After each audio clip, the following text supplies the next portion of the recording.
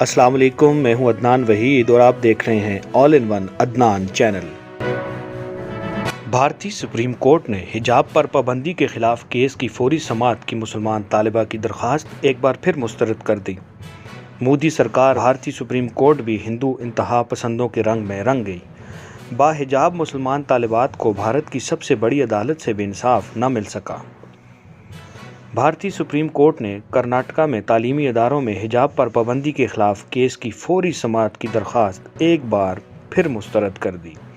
Supreme court نے مسلمان طالبہ کی حجاب پر پابندی کے کیس کی فوری سماعت کی درخواست پر کہا کہ حجاب سے متعلق کیس کی سماعت کی کوئی جلدی نہیں، اس معاملے کو قومی سطح پر نہ پھیلایا جائے، مناسب وقت آئے گا تو مداخلت کریں گے۔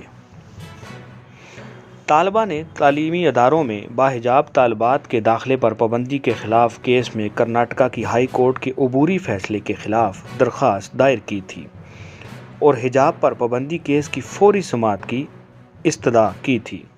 بھارت کی سپریم کورٹ پہلے بھی مسلمان طالبات کی حجاب سے متعلق کیس کی سماعت کی درخواست مسترد کر چکی ہے۔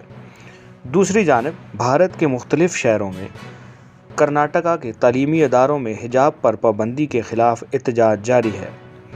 حجاب پر پابندی کے خلاف مظاہرہ کرنے والی متعدد خواتین کو گرفتار بھی کیا گیا ہے۔